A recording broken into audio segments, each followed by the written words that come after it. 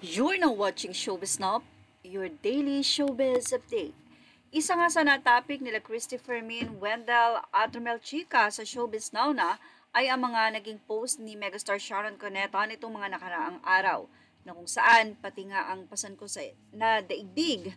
Ganyan daw ang nai-experience ngayon ni megastar Sharon Cuneta. Ayon sa tatlong host ay tila may pagsisisi itong si megastar Sharon Cuneta sa buhay niya ngayon. Matatandaang sinabi pa ni megastar Sharon Cuneta na kung hihiwalayan man niya itong si Senator Kiko Pangilinan ay hindi dahil may iba kundi dahil may gusto lang itong hanapin sa kanyang sarili. Matatandaan din na nagiging tampulan daw ng bashing ang kanyang mga anak. Pero ilang mga netizen ang nakapansin na sa tuwing magkakaroon daw ng project si Sharon ay nagkakaroon ito ng issue. Sabi nga nila, for publicity lang talaga ang ginagawa ni megastar. Bakit daw pati ang mga anak nito ay ginagamit niya for promotion ng kanyang mga projects? Narito po ang kanilang naging say. Samantala, narito nga ang naging say ng mga netizen mula sa Showbiz Now na comment. The feeling was rekindled during their heart concert. And kahit tumambling pa si Sharon, hindi na pwede. Clara sa Fast Talk interview, she said, "Look at the three of us who were lost so much that family should be and remain a family." Then she cried. Klaro talaga yung nasa puso niya ngayon. Sinang isa korek siya lang naman ang tinulak si Gabi palayo. Ay naman ng ilang netizen, kahit anong sikat at anong yaman, pag walang contentment, kahit kailan hindi magiging masaya at walang contentment sa buhay. Dapat matuto na maging masaya sa sarili mo at huwag hanapin ang kaligayahan sa ibang tao, say naman ng isa. Every time Sharon Cuneta promote a project, she has an issue. Don't forget the issue with her daughter before the concert with Gabby Concepcion.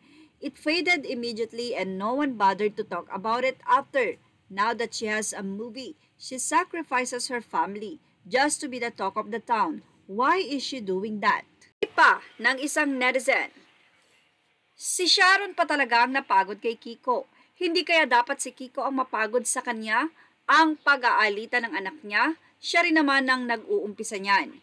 Sa lagi niyang pagkukumpara at pagbibida-bida, lagi sa isang anak niya lang siya na mismo nagsabi na pag nasasaktan siya, nasasaktan din ang anak niya. Sino kaya ang unang magre-react at masaktan siya?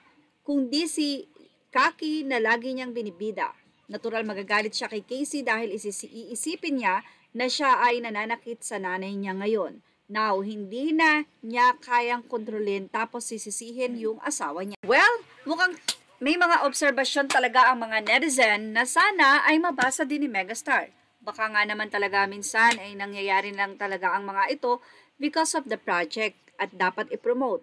Or may mga bagay na naobserbahan ng mga netizen na pag nag-post nga itong si Sharon at nasaktan ay iniisip nga ni Kaki na dahil iyon sa kanyang ate Casey.